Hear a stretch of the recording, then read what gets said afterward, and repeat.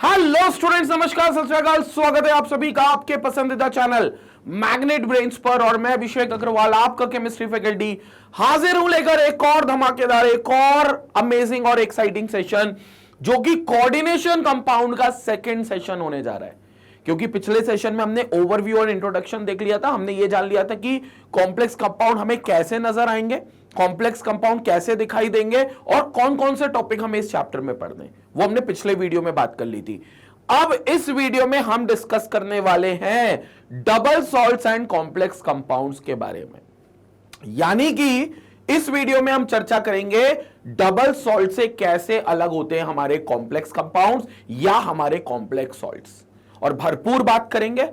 और सिर्फ double salt ही नहीं, बल्कि जो सिंपल सॉल्ट्स होते हैं NaCl, KCl, calcium chloride, magnesium chloride, zinc sulphate, ये जो जितने भी कॉमन सॉल्ट्स होते हैं, सिंपल सॉल्ट्स होते हैं, इनसे हमारे कोऑर्डिनेशन सॉल्ट्स कैसे अलग होते हैं, इस पर भी हम चर्चा करने वाले हैं, इस पर भी हम बात करने वाले हैं।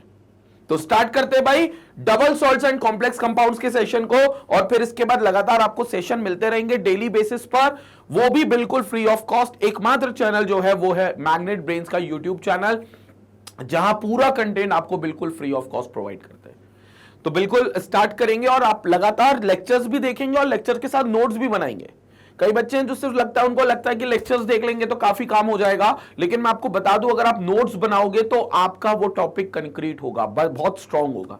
तो इसलिए नोट्स बनाना बहुत जरूरी है, अलॉन्ग विथ कि हाँ, लेक्चर्स तो रेगुलर देखो, लेकिन नोट्स भी लगातार उसी शिद्दत से बनाते हुए चले। सबसे पहले हम डबल सॉल्ट की बात कर लेते हैं, हम डबल सॉल्ट की चर्चा कर लेते हैं कि भैया डबल सॉल्ट्स क्या होते हैं। ठीक है, देखो सबसे पहले तो सिंपल सॉल्ट जान लो क्या होते हैं, क्योंकि जब दो सिंपल सॉल्ट्स क्रिस्टलाइज होते हैं तो डबल सॉल्ट बनता है। सिंपल सॉल्ट मतलब क्या है? अगर हम सिंपल सॉल्ट की डेफिनेशन देखें, 10th क्लास याद करो, हमें एक चैप्टर था 10th क्लास में एसिड बेसिस एंड सॉल्ट्स नाम का।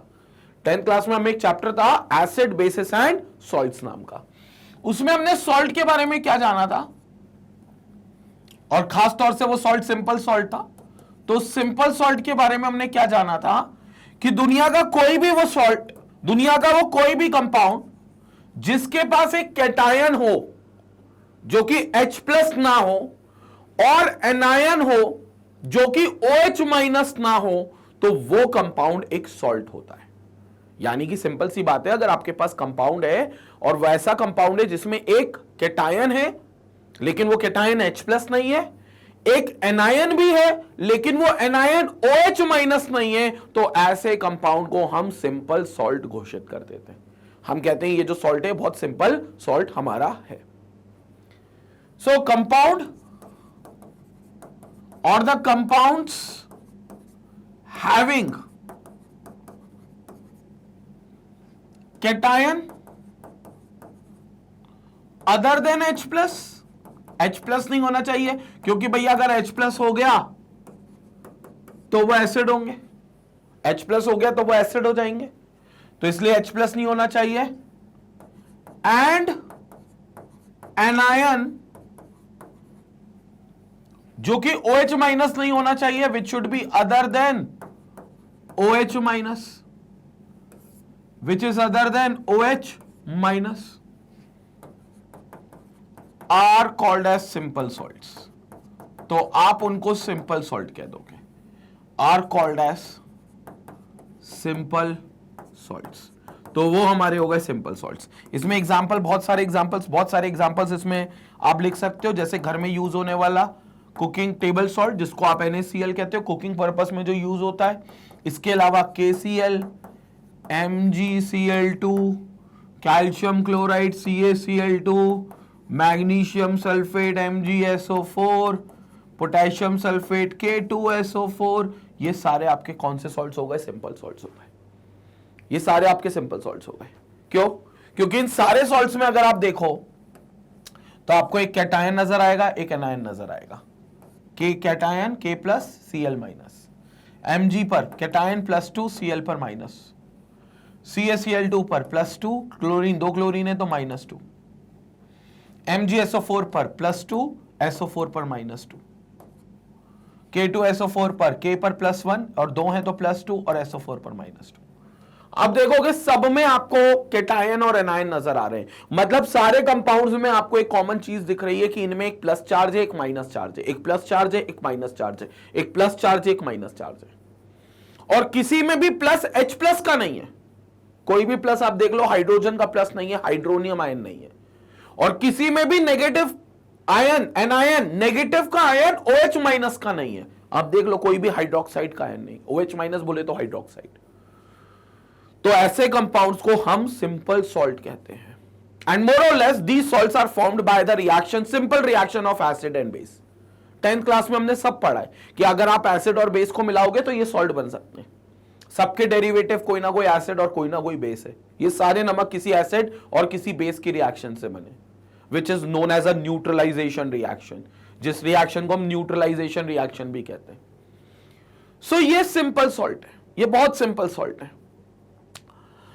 और जब इन सिंपल सॉल्ट को हम पानी में डालेंगे, जैसे NaCl उठाया हमने पानी में डाला, तो पानी में जाकर ये आयोनाइज हो जाएगा। क्लियर हो गई बात? आयोनाइज हो जाएगा का मतलब भैया NaCl को पानी में डाला तो वो Na प्लस और Cl माइनस में कन्वर्ट हो जाएगा, सोडियम पॉजिटिव आयन और क्लोराइड नेगेटिव आयन में कन्वर्ट होगा। आप देख सकते हो बिल्कुल, NaCl को जैसे आपने पानी में डाल दिया, तो NaCl को पानी में डाला जैसे ही एक्वस मीडियम में, तो एक्वस मीडियम में डालते ही वो बन गया Na plus plus Cl minus. आपने KCl को पानी में डाला तो K प्लस Cl माइनस। ये जो आयंस हमने बनाए ये कब दिखेंगे? पानी में जाकर, एक्वस मीडियम में जाके। MgCl2 का Mg प्लस 2 और 2 Cl नेगेटिव आयंस कब मिलेंगे? पानी में जाकर। तो कहने को यह है कि जो सिंपल सॉल्ट्स हैं ये जब पानी में जाएंगे तो अपने आप को आयोनाइज कर लेंगे, अपने आप को डिसोसिएट कर लेंगे और अपने कॉन्स्टिट्यूएंट कैटायंस और एनायंस में कन्वर्ट हो जाएंगे। सिंपल सॉल्ट के बारे में यह है कि ये आयंस में कन्वर्ट हो जाएंगे as soon as they go into the aqueous medium. और जरूरी नहीं सिर्फ एक्वस मीडियम में ऐसा होता है, कोई भी पोलर मीडियम आप ले सकते हो, उसमें आपको यही चीज होगी। उसमें आपका सॉल्ट जो होगा वो आयंस में कन्वर्ट होगा, वो आयोनाइज होगा, कैटायन और एनायन में तब्दील हो जाएगा, कैटायन और एनायन में तब्दील हो जाएगा। तो ये आपके होंगे सिंपल सॉल्ट्स की श्रेणी। अब उसी तर्क पे हमारे बन जाते हैं डबल सॉल्ट्स भी। कैसे? अगर आपके पास दो सिंपल सॉल्ट्स हैं तो भैया इन दो सिंपल सॉल्ट्स को आपने क्रिस्टलाइज कर दिया, आपने क्रिस्टलाइजेशन के थ्रू मिक्सिंग कर दी, तो वहां पर आपको डबल सॉल्ट मिलेगा जिसके अंदर दो कैटायंस होंगे और दो एनायंस होंगे। मतलब अल्टीमेटली ये सिंपल सॉल्ट से ही आपके डबल सॉल्ट्स भी बनते हैं। पहली कैटेगरी सिंपल सॉल्ट्स की हो गई। ये नॉर्मल सॉल्ट से जो अभी तक हम 10th क्लास में देखते आ रहे हैं या जो हम अपने घर में या हमारे आसपास देखते आ रहे हैं वो ये सिंपल सॉल्ट से, उन्हीं सिंपल सॉल्ट से आगे चलकर बन जाते हैं डबल सॉल्ट्स। देखेंगे double salts. So compounds which lose their identity in solution, और ये भी अपनी आइडेंटिटी खो देंगे सोल्यूशन में जाते ही, पानी में जाते ही। क्यों? क्योंकि ये भी आयंस में कन्वर्ट होंगे just like simple salts. Double salts भी अगर आप पानी में डालोगे तो they will also going to convert themselves into ions, वो भी अपने आप को आयंस में कन्वर्ट करेंगे जस्ट लाइक सिंपल सॉल्ट्स। और आयंस में कन्वर्ट करना मतलब अपनी आइडेंटिटी खो देना, क्योंकि अल्टीमेटली अब पहले आप न्यूट्रल मॉलिक्यूल थे, अब आप आयनिक कंपाउंड हो, अब आप आयोनिक स्पीशी हो गए हो, तो वहां पर आइडेंटिटी खो देंगे।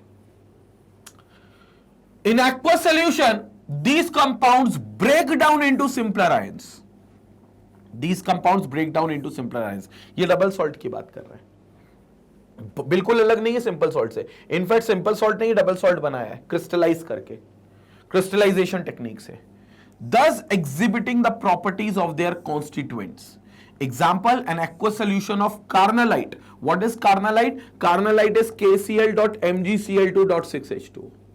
KCl.MgCl2.6H2। अब देखो ये KCl एक सिंपल सॉल्ट है, वहां पर मैंने लिखा भी है KCl, देखो दूसरे नंबर पे, और ये देखो MgCl2, ये भी एक सिंपल सॉल्ट है। ये दोनों क्रिस्टलाइज हो गए तो ये डबल सॉल्ट बन गया, ये दोनों क्रिस्टलाइज हो गए तो ये एक डबल सॉल्ट बन गया, और इसमें हाइड्रेशन भी आ गया, वाटर ऑफ क्रिस्टलाइजेशन जिसे कहते हो। तो .6H2O हाइड्रेशन भी आ गया, मतलब मॉइस्चर फॉर्म में आ गया वाटर .6H2O के रूप में। तो ये KCl MgCl2.6H2 इज कॉल्ड कार्नलाइट। अब इसमें आपको दो सॉल्ट दिख रहा है, दो सिंपल सॉल्ट के क्रिस्टलाइजेशन से बना है, तो ये आपका हो गया कौन सा सॉल्ट?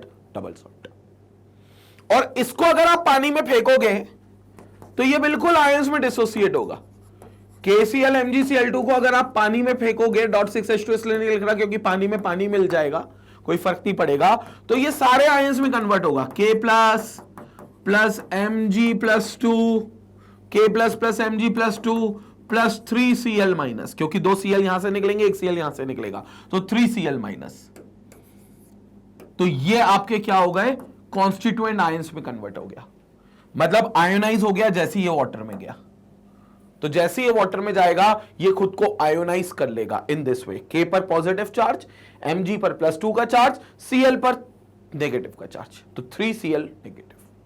ये है constituent cations and anions. These are called as constituent cations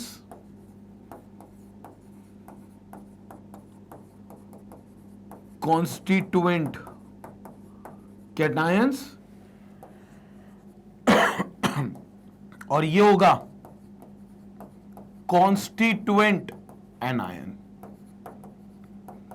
और ये होगा कॉन्स्टिट्यूएंट एनायन। तो ये कॉरेस्पॉन्डिंग एनायंस और कैटायंस में कन्वर्ट होंगे, just like simple salt. Now further they shows the properties of K plus Mg+2 and Cl minus as their simpler ions। तो ये सिंपलर आयंस में कन्वर्ट हो गया, तो इसने अपनी आइडेंटिटी खो दी। ये डबल सॉल्ट था, earlier it was double salt, तो अब इसने अपनी आइडेंटिटी खो दी। अब ये डबल सॉल्ट की तरह बिहेव नहीं कर रहा, बल्कि अब ये एक सिंपलर आयंस की तरह प्रॉपर्टी एग्जिबिट कर रहा है। अब ये सिंपलर आयंस की तरह प्रॉपर्टी को दिखा रहा है, तो ये सिंपलर आयंस में कन्वर्ट हो गया।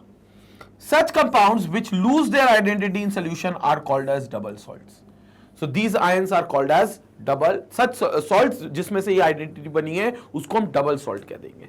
और सिंपल डबल सॉल्ट क्यों बोला, क्योंकि इसमें दो तरीके के कैटायन थे। एनायन दो सेम था, एक ही टाइप का था, लेकिन वो एनायन दोनों में मौजूद था, तो दो अलग तरीके के कैटायन थे। तो दो अलग तरीके के कैटायन हो जाए या दो अलग तरीके के एनायन हो जाए तो वो डबल सॉल्ट की कैटेगरी में आएगा। एक कैटायन है, एक एनायन है, तो सिंपल सॉल्ट। लेकिन दोनों में कॉमन बात क्या है कि दोनों जब पानी में जाएंगे तो अपने आप को डिसोसिएट करेंगे, अपने आप को आयोनाइज करेंगे और अपनी आइडेंटिटी खो देंगे। ये बहुत इंपॉर्टेंट बात है, क्योंकि अभी मैं कॉम्प्लेक्स सॉल्ट को कंपेयर करूंगा, अभी कॉम्प्लेक्स सॉल्ट आगे आएगा, तो भैया कॉम्प्लेक्स सॉल्ट में ये सारी बातें नहीं होने वाली। इसका मतलब वो चर्चा करेंगे जब हम कॉम्प्लेक्स सॉल्ट आएगा, लेकिन फिलहाल डबल सॉल्ट हो या सिंपल सॉल्ट हो, दोनों अपनी आइडेंटिटी एक्वस सॉल्यूशन में जाकर या किसी भी सॉल्यूशन में, किसी भी सॉल्वेंट में जाकर जब सॉल्यूशन बनाएंगे तो अपनी आइडेंटिटी खो देंगे, क्योंकि वो अपने करस्पॉन्डिंग आयंस में कन्वर्ट हो जाएंगे। करस्पॉन्डिंग आयंस में कन्वर्ट हो जाएंगे, कॉन्स्टिट्यूएंट आयंस में, ये कैटायंस और ये एनायंस। क्लियर हो गया?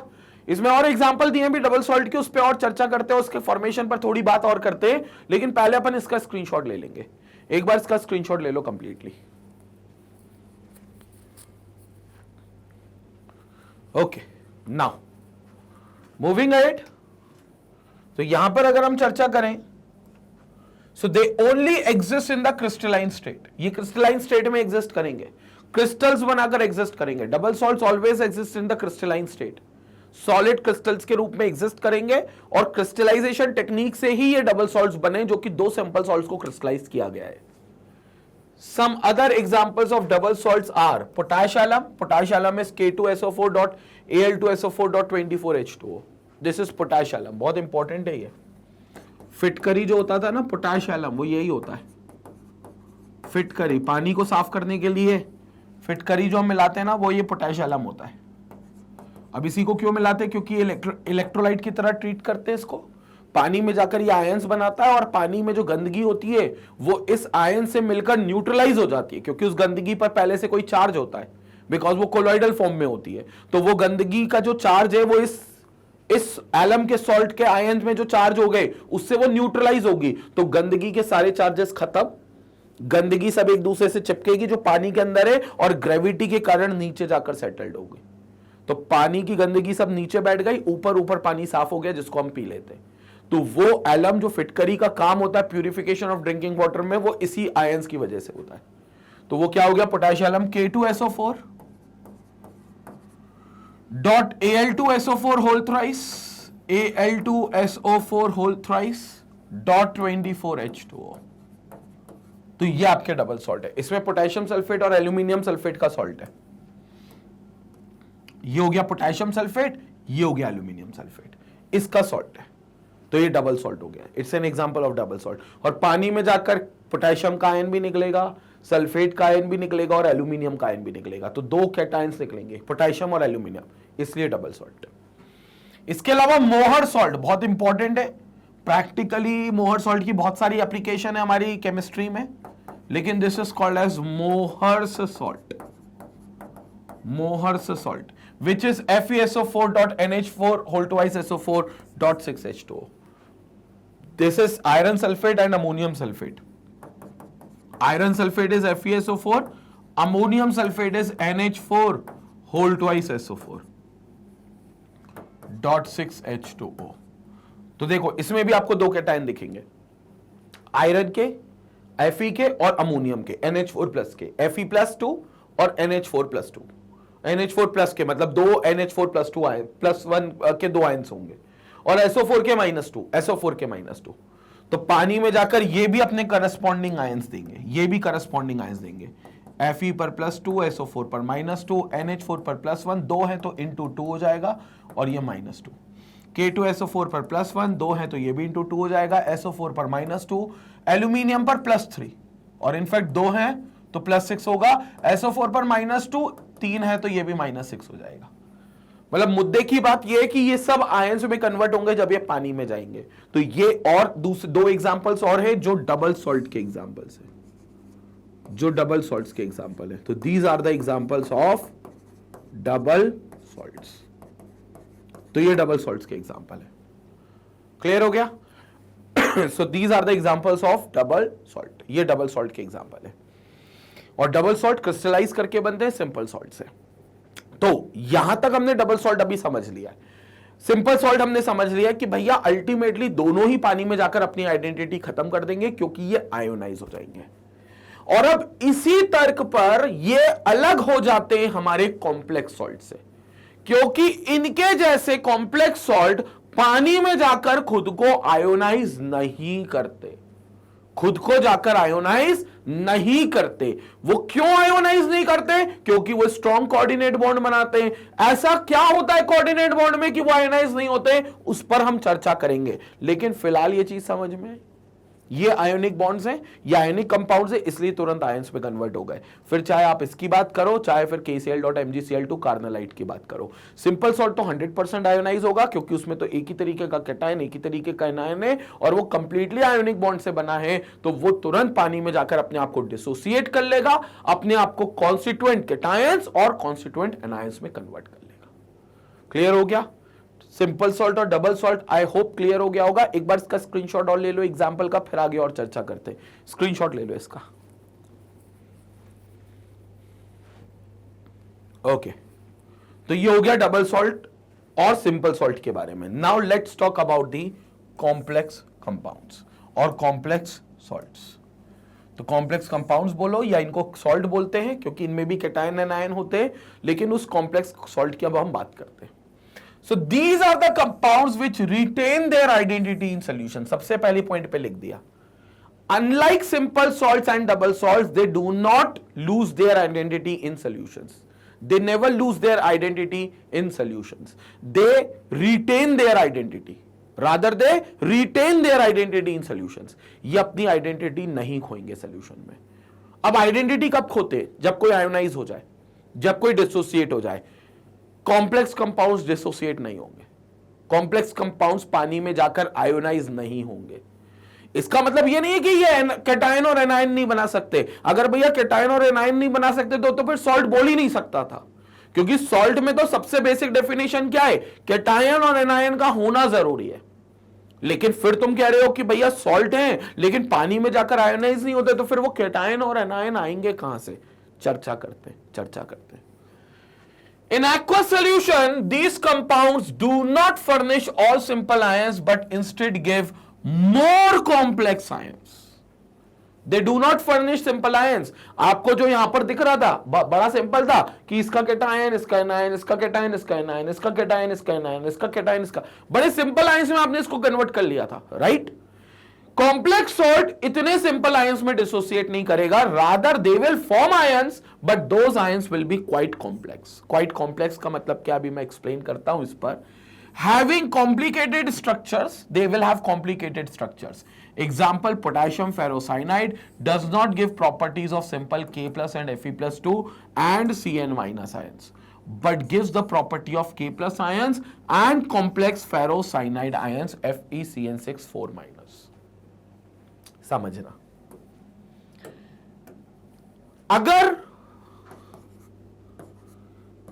इस कंपाउंड को, जो कि कॉम्प्लेक्स कंपाउंड में बना रहा हूं, which is K4, which is K4 FeCN whole 6 है। अगर इसको हम एक सिंपल कंपाउंड की तरह ट्रीट करें, सिंपल सॉल्ट की तरह ट्रीट करें या डबल सॉल्ट की तरह ट्रीट करें, क्योंकि दो आयन्स हैं, तो हम ये क्या कह सकते थे कि इसमें एक पोटेशियम का आयन बनेगा, 4 K प्लस के आयन बनेंगे, एक Fe का आयन बनेगा, वो भी Fe प्लस 2 का आयन बनेगा, और 6 Cn माइनस के आयन बनेंगे। हम ये कह सकते थे।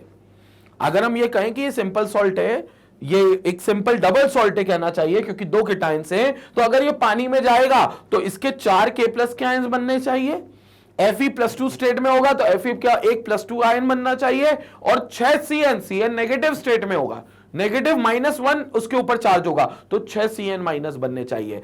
बट काउंट ऑन मी, ऐसा कुछ नहीं होता। यही बात इनको अलग करती है और इनको बोलते हैं हम कॉम्प्लेक्स सॉल्ट, क्योंकि अनलाइक डबल सॉल्ट ये ऐसे सिंपल आयंस में ब्रेक डाउन नहीं होते। तो सर फिर कैसे ब्रेक डाउन होते, बिल्कुल बता देते हैं। तो जब आप इनको एक्वस मीडियम में डालोगे, जब आप इनको पानी के साथ डालोगे, तो ये ब्रेक हो जाएंगे 4K प्लस में, 4K प्लस में, और ये जो स्क्वायर ब्रैकेट की चीज लिखी हुई है, ये हमारा बनेगा एनायन। इस केस में ये हमारा बनेगा एनायन, मतलब ये ब्रेक डाउन नहीं होगा, ये एक एंटिटी बनकर रहेगा, ये एक पर्टिकुलर स्पीशी बन के रहेगा। 4K प्लस तो बन गए, यहां से तो डिसोसिएशन हो गया, ये 4K प्लस तो यहां से बन गए, यहां से तो आपको डिसोसिएशन हो गया, लेकिन ये स्क्वायर ब्रैकेट की चीज डिसोसिएट नहीं होगी, और यहां बनेगा क्या, FeCN whole 6 in square brackets again, और ये आपको दे देगा 4 माइनस के आयंस, ये आपको दे देगा 4 माइनस के आयंस। अब अगेन आपको यहां पर कैटायन और एनायन दिख रहा है, आपको यहां पर कैटायन और एनायन दिख रहा है, तो जाहिर सी बात है ये सॉल्ट तो है, ये सॉल्ट तो है, इसको सॉल्ट होने से कोई नहीं रोक सकता, क्योंकि कैटायन और एनायन तो है। लेकिन इसमें जो एनायन है वो आपको सिंपल आयंस में नहीं दिख रहा, जैसे आपको डबल सॉल्ट में दिखाई दे रहा था। जो एनायंस आप सोच रहे थे कि Fe और Cn भी इसका अलग हो जाएगा, वो अलग नहीं हुआ, बल्कि जो स्क्वायर ब्रैकेट में चीज लिखी थी वो एक रही, वो एक सिंगल यूनिट रही, FeCN होल 6 4 माइनस, और ये पूरा एक बड़ा सा आयन होगा जो नेगेटिव यानी कि एनायन बनकर पानी में मंडराता रहेगा। अब हमारे मन में एक झुंझुनी हुई, हमने कहा यार ऐसा क्यों हुआ कि यार ये आयंस में ब्रेक डाउन नहीं हुआ, और क्या हमेशा एनायन ही ऐसा होगा जो ब्रेक डाउन नहीं होगा? नहीं भाई साहब, हो सकता है कि यहां पर ये जो स्क्वायर ब्रैकेट में होता है ये कैटायन भी हो सकता था, बिल्कुल हो सकता था कि ये कैटायन हो जाता। तो अगर ये स्क्वायर ब्रैकेट वाली चीज कैटायन हो जाती तो भी वो ब्रेक नहीं होती। मतलब मुद्दे की बात यह है कि कोऑर्डिनेशन कंपाउंड में जो स्क्वायर ब्रैकेट के अंदर लिखा हुआ है वो फर्दर पानी में जाकर अपने आप को डिसोसिएट नहीं करेगा, पानी में जाकर अपने आप को आयोनाइज नहीं करेगा। यानी कि जो भी स्क्वायर ब्रैकेट में हो, अभी वो एनायन है, हो सकता है स्क्वायर ब्रैकेट वाली चीज कैटायन भी हो सकती है, लेकिन वो पानी में जाकर खुद को डिसोसिएट नहीं करेगा, बिल्कुल नहीं करेगा डिसोसिएट। स्क्वायर ब्रैकेट की चीज जो रहेगी वो इंटैक्ट रहेगी। अगर डिसोसिएशन होगा तो किसका होगा? स्क्वायर ब्रैकेट के बाहर जो चीज लिखी है उसका स्क्वायर ब्रैकेट के साथ डिसोसिएशन होगा। तो स्क्वायर ब्रैकेट के बाहर K4 था तो वो आयन बनेगा और स्क्वायर ब्रैकेट एक आयन बनेगा। हो सकता है स्क्वायर ब्रैकेट के बाहर क्लोरीन होता तो फिर क्लोरीन पर माइनस आयन होता और स्क्वायर ब्रैकेट पर प्लस आयन होता, लेकिन स्क्वायर ब्रैकेट के अंदर के आयंस ब्रेक डाउन नहीं होते, which makes this ion quite complicated. ये कॉम्प्लिकेटेड स्ट्रक्चर हो गया, तो ये एनायन जो हो गया ये कॉम्प्लिकेटेड स्ट्रक्चर हो जाएगा। इसलिए इस सॉल्ट को हम कॉम्प्लेक्स सॉल्ट कहते हैं, इसलिए इस सॉल्ट को हम कॉम्प्लेक्स सॉल्ट कहते हैं। कॉम्प्लेक्स कहते हैं ना जो बहुत कॉम्प्लिकेटेड हो, जो बहुत उलझा हुआ हो, जो बहुत सिंपल टर्म्स में नहीं बताया गया, वो चीज हमें कॉम्प्लेक्स लगती है। तो अगर इसके आयंस तोड़ देते तो ऐसे टूट जाते, तो हम कहते हैं बड़ा सिंपल आयन है, लेकिन ये टूटता तब जब ये डबल सॉल्ट होता है, ये तो है कॉम्प्लेक्स सॉल्ट, तो ये कॉम्प्लेक्स आयन बनेगा इसमें, that is why it will be a complex salt. और स्क्वायर ब्रैकेट की हमेशा हमेशा हमेशा जो भी एंटिटी होगी वो पानी में जाकर अपने आप को डिसोसिएट नहीं करेगी, अपने आप को आयनाइज नहीं करेगी। अब मन में सवाल यह आया कि सर ऐसा क्या है स्क्वायर ब्रैकेट वाली चीज में कि ये पानी में जाकर डिसोसिएट नहीं करता? तो जवाब है कि ये जो स्क्वायर ब्रैकेट की चीज है ये एक बहुत इंपॉर्टेंट बॉन्डिंग बनाती है अपने अंदर बैठे एटम्स का, जिस बॉन्डिंग को हम कहते हैं कोऑर्डिनेट बॉन्डिंग। जिस बॉन्डिंग को हम कहते हैं कोऑर्डिनेट बॉन्डिंग। और ये कोऑर्डिनेट बॉन्डिंग जो है, ये कोऑर्डिनेट बॉन्डिंग जो है, ये कोऑर्डिनेट बॉन्डिंग आयोनिक बॉन्डिंग की तरह नहीं है कि जहां पर एक इलेक्ट्रॉन एक एटम से दूसरे एटम को ट्रांसफर कर दिया गया है। ये कोऑर्डिनेट बॉन्डिंग एक अलग किस्म की बॉन्डिंग है जिसमें एक lone pair of electrons involve होता है, जो कहने को सही मायनों में बहुत स्ट्रॉन्ग बॉन्डिंग है। और इस स्ट्रॉन्ग बॉन्डिंग को पानी के बस की नहीं है कि ये तोड़ सके, इसलिए अंदर के एटम्स जिनमें कोऑर्डिनेट बॉन्डिंग दिखाई जा रही है वो पानी में जाकर नहीं टूटते। बाकी टूट जाते, डबल सॉल्ट में टूट जाते, सिंपल सॉल्ट में तो और अच्छे से टूट जाते हैं, लेकिन कॉम्प्लेक्स सॉल्ट में यह आयंस नहीं टूटेगा, क्योंकि इनमें एटम्स जो भी हैं उन एटम्स में आपस में कौन सी बॉन्डिंग है? कोऑर्डिनेट बॉन्डिंग है। और इसीलिए हम इस सॉल्ट को कॉम्प्लेक्स सॉल्ट स्ट्रक्चर की वजह से बोल देते हैं, या फिर हम कोऑर्डिनेट सॉल्ट भी इसको बोल सकते हैं, क्योंकि यहां पर आपको कोऑर्डिनेट बॉन्डिंग दिखाई देती है, क्योंकि यहां पर आपको कोऑर्डिनेट बॉन्डिंग बनती हुई दिखाई देती है, इसलिए आप इसे कोऑर्डिनेट बॉन्ड या कोऑर्डिनेट कॉम्प्लेक्स या कोऑर्डिनेशन सॉल्ट या फिर कॉम्प्लेक्स सॉल्ट के नाम से कहते हो। ये नाम इनके कहते हैं। अब सर ऐसा क्या है कोऑर्डिनेट बॉन्डिंग में कि इतनी स्ट्रॉन्ग बॉन्डिंग है और ये टूटती नहीं है? और क्या ये हमारी आयोनिक बॉन्डिंग से अलग है? बहुत अलग है। तो सर ये कोवेलेंट जैसी होगी? नहीं, कोवेलेंट से भी अलग है। तो सर ऐसा क्या इस कोऑर्डिनेट बॉन्डिंग में? चर्चा करते कोऑर्डिनेट बॉन्डिंग की, पहले बात करते कोऑर्डिनेशन कंपाउंड की, कोऑर्डिनेट बॉन्डिंग की बात करते, देखेंगे यहां पर। तो पहले तुम कोऑर्डिनेट बॉन्डिंग समझ लो, तब पूरा खेल समझ पाओगे। So now this is a new topic जिसके बारे में हम डिस्कशन कर रहे हैं और बात कर रहे हैं formation of coordinate bond. Formation of coordinate bond, formation of coordinate bond. तो अब फॉर्मेशन ऑफ कोऑर्डिनेट बॉन्ड की बात कर लेते हैं। कोऑर्डिनेट बॉन्ड में होता क्या है, जैसे मैं आपको बता रहा हूं example,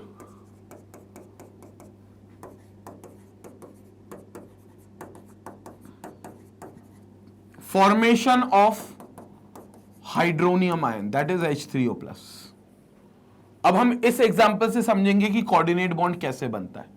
this is formation of hydronium ion that is formation of H3O+।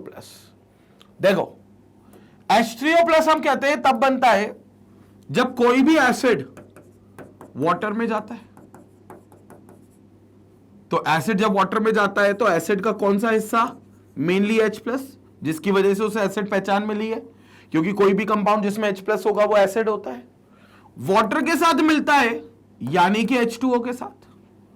अब H2O के साथ कैसे मिल सकता है? क्योंकि H2O तो ऑलरेडी स्टेबल है, लेकिन अब आप देखोगे तो H2O के पास ऑक्सीजन बैठा हुआ है और ऑक्सीजन के पास 2 लोन पेयर है। ऑक्सीजन के पास 2 लोन पेयर है। थोड़ा सा अगर हम इसका स्ट्रक्चर समझें तो ऑक्सीजन ये रहा, हाइड्रोजन ये रहा, हाइड्रोजन ये रहा, इस ऑक्सीजन के पास ये एक लोन पेयर हो गया, इस ऑक्सीजन के पास ये एक लोन पेयर हो गया। स्ट्रक्चर समझ में आया पानी का? HOH लोन पेयर समझ गए? लोन पेयर मतलब फ्री इलेक्ट्रॉन्स जो ऑक्सीजन पर बैठे हुए। क्यों? क्योंकि ऑक्सीजन का एटॉमिक नंबर है 8। ऑक्सीजन का एटॉमिक नंबर कितना है? 8। कॉन्फ़िगरेशन अगर देखें तो 2,6। आउटर मोस्ट शेल में कितने इलेक्ट्रॉन? सर 6 इलेक्ट्रॉन, जिसमें से ये 6 इलेक्ट्रॉन है आउटर मोस्ट शेल में, जिसमें से 2 इलेक्ट्रॉन तो उसने हाइड्रोजन के साथ शेयर करके बॉन्ड बना लिया, तो टोटल हो गए फिर 8। ऑक्टेट रूल कंप्लीट, क्योंकि भैया 2 अगर अपने शेयर कर रहा है तो 2 हाइड्रोजन के भी तो शेयर करेगा, तो टोटल 8, मतलब ऑक्टेट रूल कंप्लीट। और ये हाइड्रोजन दोनों के ड्यूप्लेट रूल कंप्लीट, मतलब जीवन में सब खुश है। किसी को कोई गम नहीं है, क्योंकि सब ऑक्टेट रूल फॉलो कर रहे हैं या ड्यूप्लेट फॉलो कर रहे हैं, मतलब सब स्टेबल है। तो ऑक्सीजन के आउटर मोस्ट शेल के 2 इलेक्ट्रॉन वो शेयर कर रहा है आउट ऑफ 6 इलेक्ट्रॉन, मतलब 2 इलेक्ट्रॉन बॉन्ड बना रहे हैं। लेकिन 4 इलेक्ट्रॉन ऐसे भी हैं जो बॉन्ड नहीं बना रहे हैं, and those 4 electrons are considered as non bonded electrons, non bonded electrons. तो 4 इलेक्ट्रॉन, 1 2 ये क्रॉस दिख रहे हैं आपको, 1 2 3 4, 4 नॉन बॉन्डेड इलेक्ट्रॉन्स है, 4 नॉन बॉन्डेड इलेक्ट्रॉन्स हैं। अब देखो, अगर नॉन बॉन्डेड 4 इलेक्ट्रॉन्स है तो हम इनको 2-2 के जोड़े में बना लेते हैं, मतलब एक जोड़ा 2 इलेक्ट्रॉन, एक जोड़ा 2 नॉन बॉन्डेड इलेक्ट्रॉन्स का, तो एक जोड़ा 2 नॉन बॉन्डेड इलेक्ट्रॉन्स का, एक और जोड़ा 2 नॉन बॉन्डेड इलेक्ट्रॉन्स का, तो टोटल हो गए 4 नॉन बॉन्डेड इलेक्ट्रॉन्स, यानी कि 2 जोड़े। और चूंकि ये बॉन्डिंग में हिस्सा नहीं ले रहे, मतलब ये जोड़े अकेले हैं, और अकेले हैं तो इनको हम घोषित करते हैं लोन पेयर, क्योंकि अकेले है ना। अब वैसे तो अकेला तो इंग्लिश में होता है अलोन, लेकिन केमिस्ट्री उसे मानती है लोन, लोन अलोन। मुझे नहीं पता, वैसे तो अपोजिट होना चाहिए लोन और अलोन, क्योंकि वो कहते हैं ना ए वर्ड लगाने से चीजें अपोजिट हो जाती है, जैसे सिमेट्रिकल एसिमेट्रिकल, सत्य असत्य, विश्वास अविश्वास। लेकिन केमिस्ट्री में इस वाले पार्ट में पता नहीं क्या हुआ कि लोन अलोन एक ही है, तो लोन और अलोन एक ही है, ठीक है, इधर केस में। तो ये हो गए हमारे लोन पेयर। अब ऑक्सीजन चाहता है भैया कि उसके ऊपर इलेक्ट्रॉन फ्री ना बैठे, इलेक्ट्रॉन फ्री ना बैठे। जैसे ये 2 जोड़े हैं तो ये बॉन्डिंग नहीं बना रहे, तो ये फ्री है, क्योंकि केमिस्ट्री में काम इलेक्ट्रॉनों का एक है बॉन्ड बनाना। ऑक्सीजन चाहता है ये बॉन्ड बनाए, ऑक्सीजन ये नहीं चाहता कि यार ये फ्री बैठे। क्यों? ऑक्सीजन को इससे क्या प्रॉब्लम है? अगर ये फ्री बैठेंगे तो ऑक्सीजन को ये प्रॉब्लम है कि ऑक्सीजन जानता है अगर ये लोग फ्री बैठेंगे तो ये लड़ेंगे आपस में। क्यों? क्योंकि इलेक्ट्रॉन इलेक्ट्रॉन के ऊपर सेम चार्ज होता है, एक इलेक्ट्रॉन पे नेगेटिव है तो बाकी वो इलेक्ट्रॉन पे भी नेगेटिव है, और नेगेटिव नेगेटिव को रिपेल करता है। तो भैया फ्री भी बैठे हुए, तो ऐसा ना हो इनमें लड़ाई झगड़ा चालू हो, लड़ाई झगड़ा चालू हो तो हो सकता है अनस्टेबिलिटी फिर आ जाए। अभी तो स्टेबल है, लेकिन घर के अंदर ही अनस्टेबिलिटी आ जाए। जैसे मान लो एक परिवार है, छोटा परिवार है, हम 2 हमारे 2 मम्मी है पापा हैं और 2 छोटे छोटे उनके बेटे हैं, मतलब 2 बड़े बेटे, अब कहना चाहिए छोटे बेटे नहीं है, दोनों इतने बड़े बेटे हैं कि दोनों की पढ़ाई हो चुकी है, दोनों का ग्रेजुएशन हो चुका है, दोनों अब जॉब की तलाश में है, तलाश में है। ये दोनों पे के पास कोई काम नहीं है, मतलब अभी दोनों बेरोजगार हैं, अभी जॉब ढूंढ रहे हैं। वैसे तो देखो जॉब ढूंढना भी अपने आप में एक जॉब है आज की डेट में, लेकिन इधर केस में ये दोनों जॉब ढूंढ रहे हैं। अब एक चीज बताओ, जिस घर में 2 भाई हैं और दोनों बेरोजगार हैं, तो घर पे पड़े हुए दोनों, तो बताओ उस घर में लड़ाई होगी कि प्यार बढ़ेगा? दोनों भाइयों में लड़ाई होगी यार, भाई भाई में तो लड़ाई होगी, जाहिर सी बात है लड़ाई होगी। और दोनों फ्री बैठे हैं ना, तो दोनों आमने सामने एक दूसरे को 24 घंटे तक देखते ही रहेंगे शक्ल में, तो भाई लड़ाई होना स्वाभाविक है, लड़ाई चालू होगी, झगड़ा चालू होगा। मतलब कहने को तो बाहर से दिखे तो घर बड़ा स्टेबल है कि सबका ऑक्टेट रूल कंप्लीट है, लेकिन घर के अंदर घर वाले ही जानते हैं कि आपस में वो कितने अनस्टेबल हैं, आपस में उनमें कितनी लड़ाई होती है, क्योंकि दोनों भाइयों पर सेम चार्ज, 2 लोन पेयर हैं, 2 भाई मान लो। तो घर वाले क्या चाहते हैं? घर में मम्मी पापा क्या चाहेंगे कि यार दोनों बेटों की जॉब लग जाए, दोनों बेटे काम पर लग जाए, और 2 ना लगे, कम से कम 1 तो लग जाए भले, मतलब हो सके तो चलो 2 ना सही, 1 को तो जॉब पे लगा दो, क्योंकि देखो 1 भी जॉब पर जाएगा तो लड़ाई नहीं होगी। अगर 2 में से 1 भी जॉब पे चला गया तो फिर दूसरा किससे लड़ेगा? किसी से नहीं लड़ेगा, तो लड़ाई नहीं होगी। मतलब गृह युद्ध जो हो रहा है, घर में अंदर जो लड़ाई हो रही है वो नहीं होगी, जिससे मॉलिक्यूल में और स्टेबिलिटी आएगी। अभी इनको डर है, अभी ऑक्सीजन को डर है, ऑक्सीजन मम्मी है इनकी, ऑक्सीजन को डर है कि ये 2 भाई लड़ना ले। और ऐसा नहीं कि 2 भाई हैं तो लड़ेंगे, अगर एक लोन पेयर होता तो उसमें भी 2 इलेक्ट्रॉन है, वो भी लड़ सकता था, इलेक्ट्रॉन इलेक्ट्रॉन से लड़ सकता था। यहां तो 4 इलेक्ट्रॉन है, यहां तो लड़ाई पक्की होगी। तो ऑक्सीजन क्या चाहता है? ऑक्सीजन चाहता है भैया काम पे लग जाए, और ये 2 लोन पेयर में से कम कोई एक लोन पेयर काम पे लग जाए। और इलेक्ट्रॉन का काम क्या है? लोन पेयर का काम क्या है? बॉन्ड बनाना। लेकिन फिर मन में यह सवाल आया कि सर अगर ये बॉन्ड बना दे तो ऐसा नहीं होगा कि इनका ऑक्टेट रूल बिगड़ जाएगा? क्योंकि अभी खुश है ऑक्सीजन, अभी उसके पास 8 इलेक्ट्रॉन है, ऑक्टेट रूल फॉलो कर रहा है। हाइड्रोजन खुश है दोनों, क्योंकि दोनों ड्यूप्लेट रूल फॉलो कर रहे हैं। मतलब अभी कम से कम केमिस्ट्री के हिसाब से स्टेबिलिटी तो है, ठीक है। घर के अंदर की लड़ाई है, घर के अंदर इनमें रिपल्शंस होते हैं, उससे लड़ते हैं, वो एक अलग बात है। लेकिन ऐसा ना हो कि इनको काम पे लगाने के चक्कर में ऑक्सीजन अपने ऑक्टेट रूल से हाथ धो बैठे। ऑक्सीजन अपनी स्टेबिलिटी से हाथ धो बैठे, तो इस बात का डर ऑक्सीजन को है।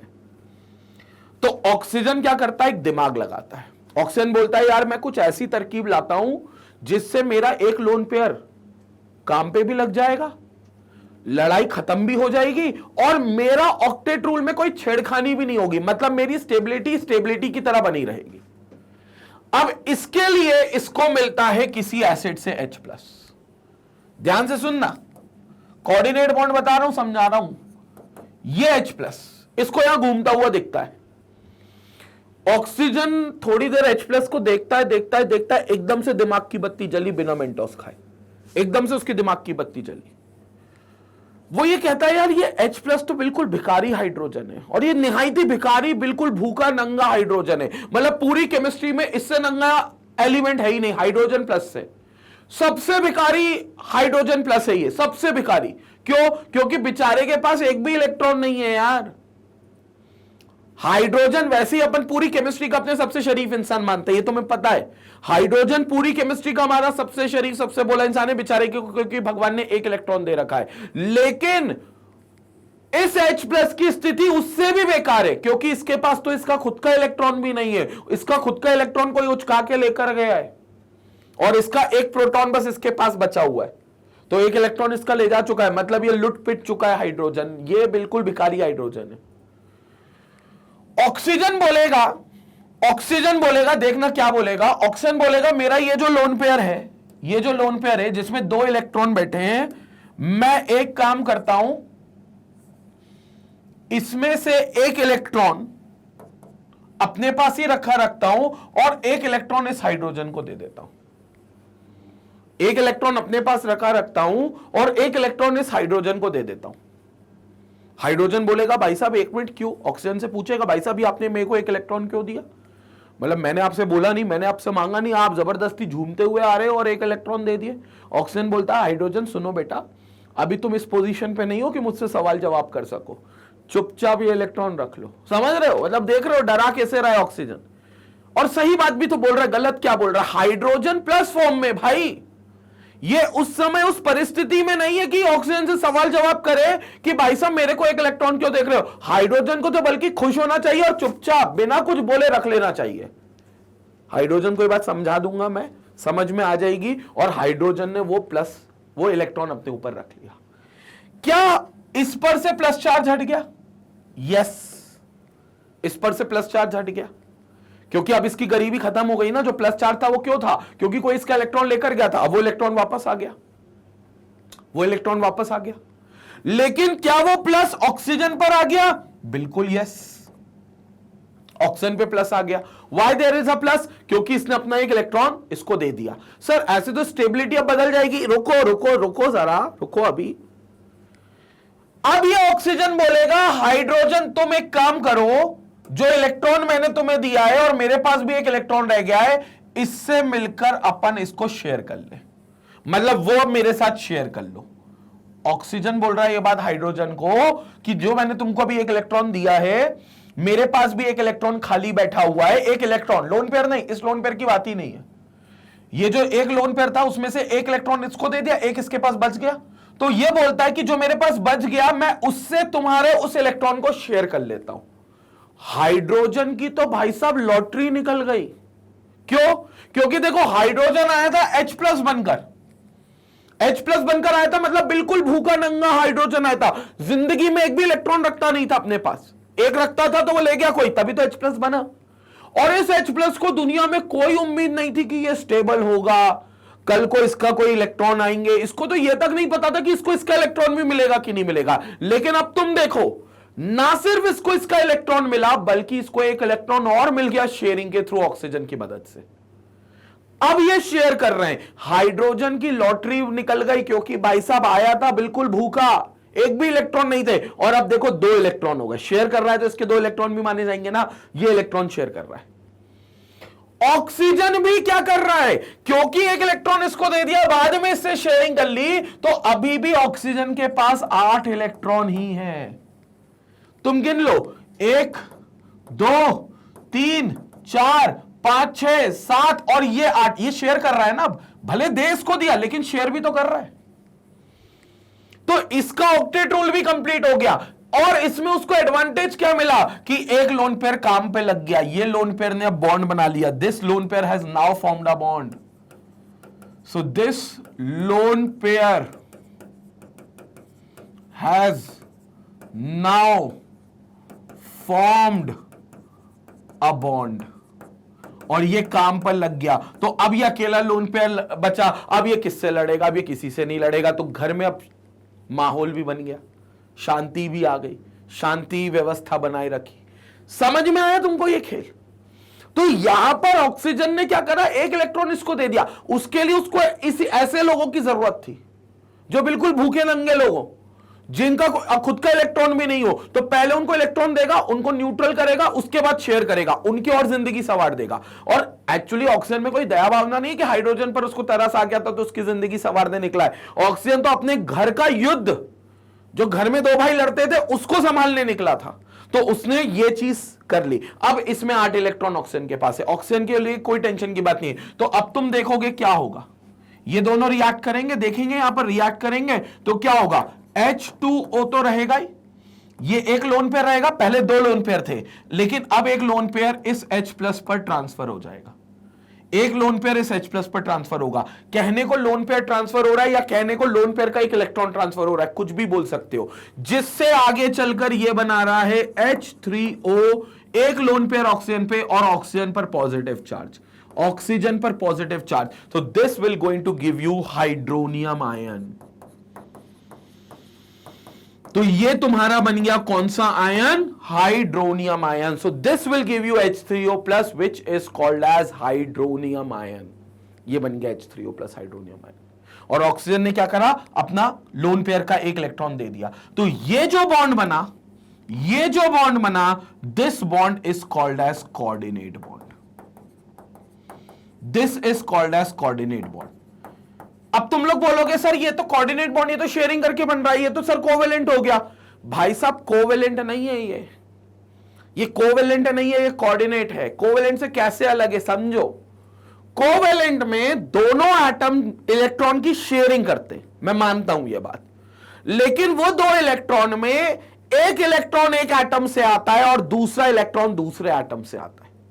मतलब दोनों एटम अपना एक एक इलेक्ट्रॉन बीच में रखते हैं और फिर म्यूचुअल शेयरिंग करते हैं इलेक्ट्रॉन्स की। वो होता है प्योर कोवेलेंट बॉन्ड। यहां भी अनडाउटेडली शेयरिंग हो रही है।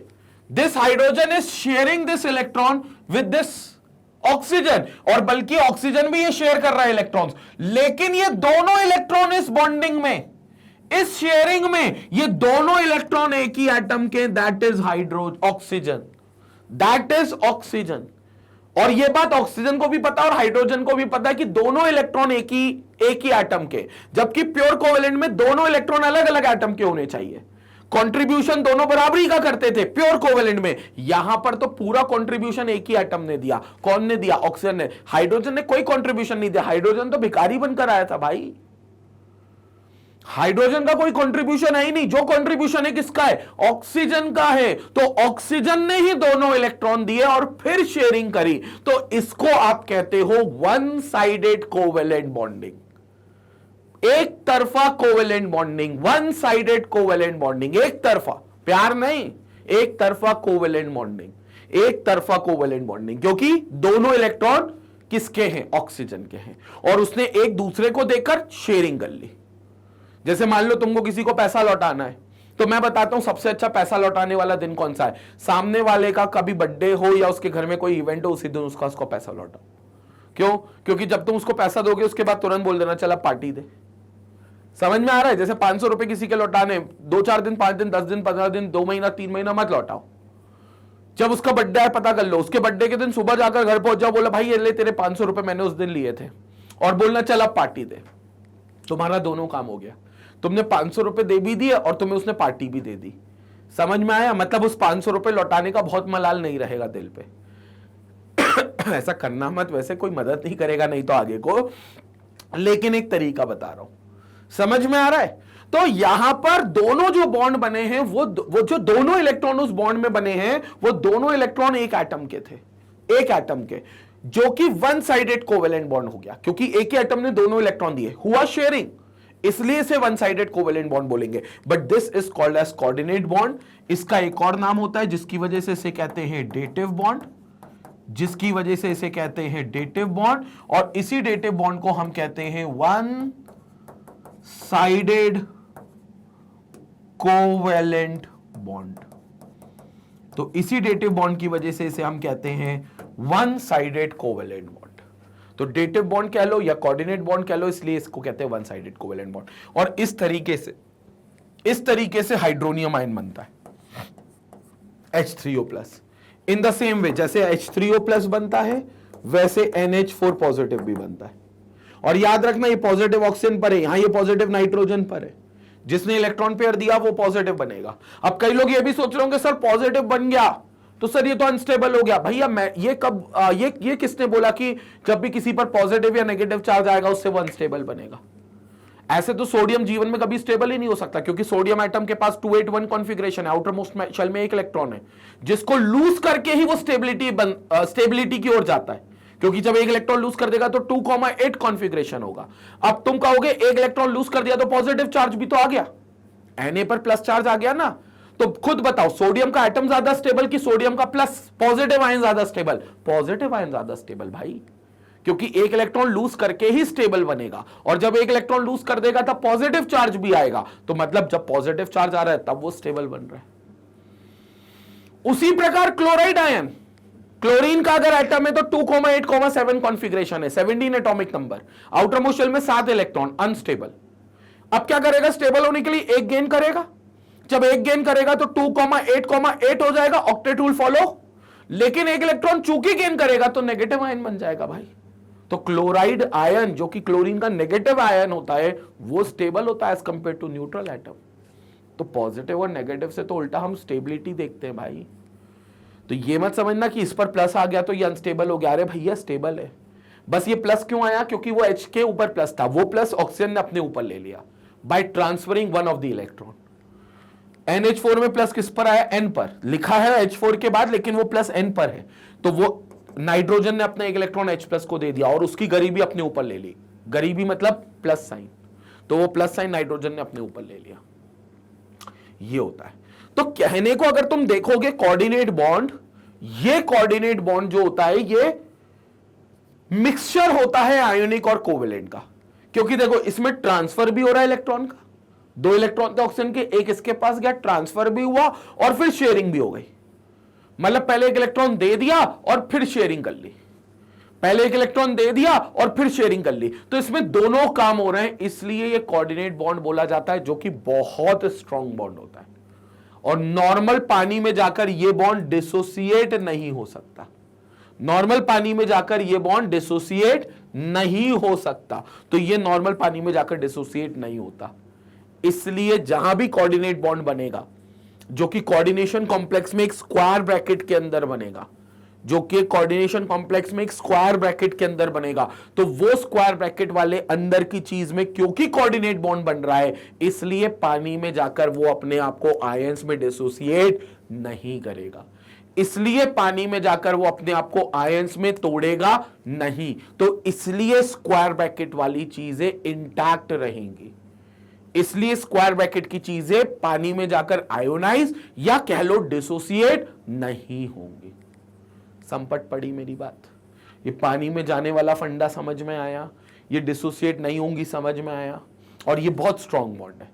कोऑर्डिनेट बॉन्ड को याद रखने के लिए एक छोटी सी कहानी आप लोगों को बताता हूं ताकि कोऑर्डिनेट बॉन्ड याद रह जाए। और मेरी कहानियां बिल्कुल काल्पनिक है, मैं पहले क्लियर कर दूं, इसका किसी वस्तु विशेष, व्यक्ति, समाज, किसी भी धर्म, प्रजाति, किसी से कोई लेना देना नहीं है।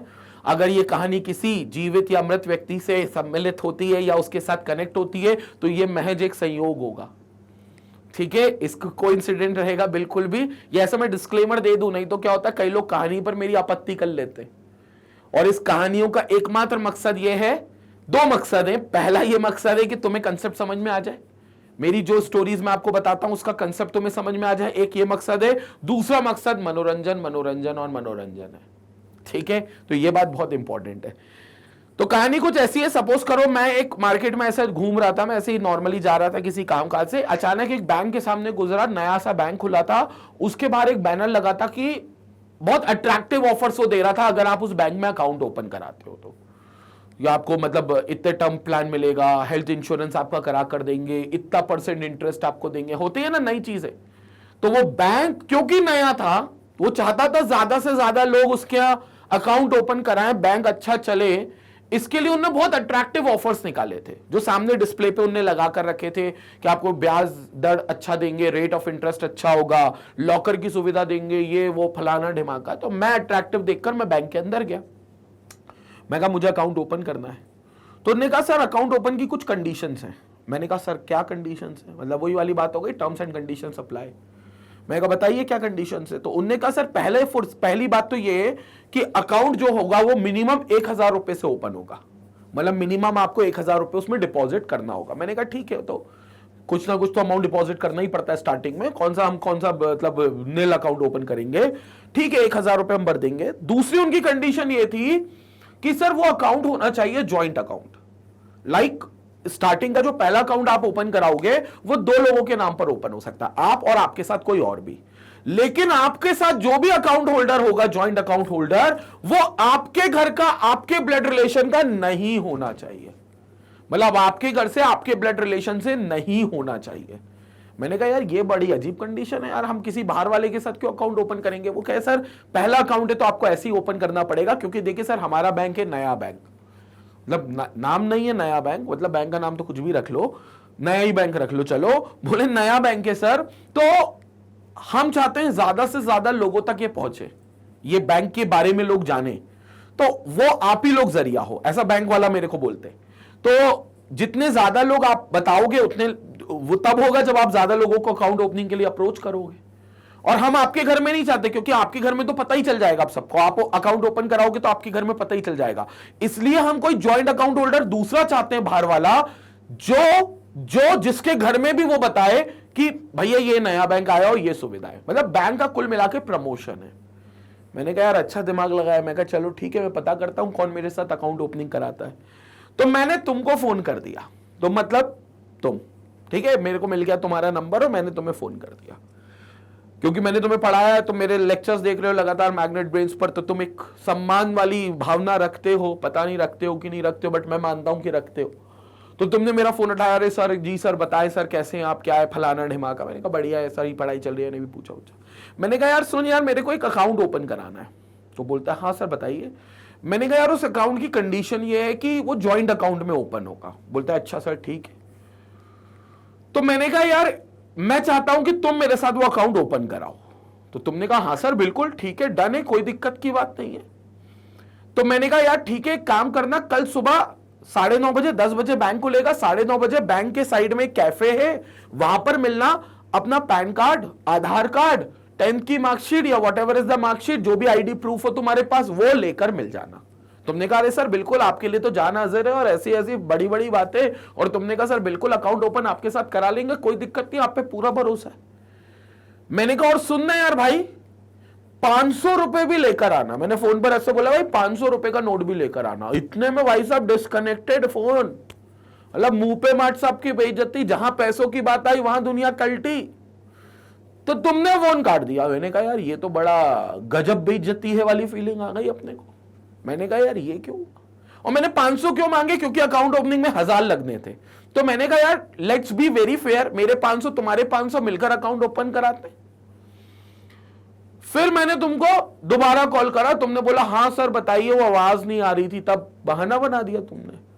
मैंने कहा यार देख मुझे मालूम है आवाज आ रही थी कि नहीं आ रही थी, चल एक काम कर, पैसों के लिए परेशान मत हो, तू बस अपने डॉक्यूमेंट्स लेकर कैफे आ जाना। कहता हाँ सर वो तो मैं आ जाऊंगा, मतलब मुद्दा तुम्हारे साथ पैसा ही था। मैं कहा चलो ठीक है। अगले दिन आया, 9:30 बजे तुम आए, कैफे पर मिले, तुमने डॉक्यूमेंट मेरे को साथ दिखाए, मेरे को वेरीफाई कराया। मैंने कहा देख लूं एक बार कहीं कुछ गड़बड़ ना हो, और मैंने कहा चल ठीक है डॉक्यूमेंट सही है। अब मैंने अपनी जेब से 2 500 के नोट निकाले, जिसमें से, ध्यान से सुनना, कोऑर्डिनेट बॉन्ड बता रहा हूं, जिसमें से मैंने एक 500 का नोट तुम्हें दे दिया कि तुम अपनी पॉकेट में डाल लो। ऐसा क्यों किया? क्योंकि जब हम जाएंगे अकाउंट ओपनिंग में तो जो भी वहां एग्जीक्यूटिव होगा या जो मैनेजर जो भी अकाउंट ओपनिंग करवाएंगे अपन से वहां, उनको यह लगना चाहिए कि तुम रियलिस्टिकली एक ऐसे इंसान हो जिसके साथ मैं अकाउंट ओपन करा रहा हूं और बैंक का प्रमोशन कर रहा हूं। मतलब अगर सोचो मैं ही 1,000 दूंगा तो बैंक को क्या लगेगा कि यार ये तो जबरदस्ती डमी कोई पार्टनर ले आए, डमी पार्टनर, इसको कोई बैंक अकाउंट से मतलब नहीं है, इनको ही मतलब है। तो ऐसा ना हो कि वो लोग मना कर दे, हालांकि बैंक को इससे फर्क नहीं पड़ना चाहिए, बट मैंने कहा काय को रिस्क लेना।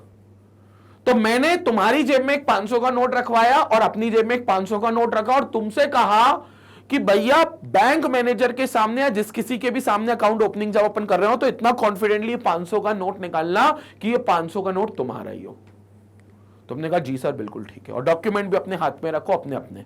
और हम लोग गए बैंक, अल्टीमेटली हम लोगों ने अकाउंट ओपन कराया है, तुमने 500 का नोट निकाला, मैंने 500 का नोट निकाला, बकायदा एक अकाउंट ओपन हो गया। ये है कोऑर्डिनेट बॉन्ड। ये जो अकाउंट ओपन हुआ ना हमारे तुम्हारे बीच में, ये है कोऑर्डिनेट बॉन्ड। पूरी दुनिया को यह लग रहा है कि एक 500 का नोट मेरा है, एक 500 का नोट तुम्हारा है, लेकिन अंदर की बात ये मैं और तुम जानते हैं कि वो दोनों 500 के नोट, दोनों 500 के नोट सिर्फ मेरे हैं, एक ही एटम के हैं।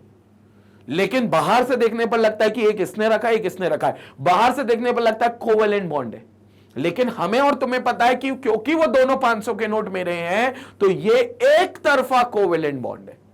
It's a one sided covalent bond, क्योंकि मुझे ज्यादा जरूरत थी बॉन्ड बनाने की, तो वो वन साइडेड कोवेलेंट बॉन्ड है जिसमें 500 के नोट दोनों मेरे हैं। अब यही 500 के नोट तुम 2 इलेक्ट्रॉन समझ लो, 500 का नोट 500 का नोट मैंने तुम्हारी जेब में रख दिया H+ बनकर और तुम्हारे साथ शेयरिंग कर ली बॉन्ड की। समझ में आया? इसमें मेरा फायदा हुआ, मेरे को एक अकाउंट मिल गया जिसको मेरे को ओपन कराना था। देखो तुम्हारा भी फायदा हुआ, अल्टीमेटली तुम्हारा भी तो एक अकाउंट ओपन हो गया। चलो आज नहीं कल तुम्हें एक अकाउंट की जरूरत पड़ेगी, जब बहुत बड़े आदमी बन जाओगे, बहुत पैसा कमाओगे, इसमें रख सकते हो।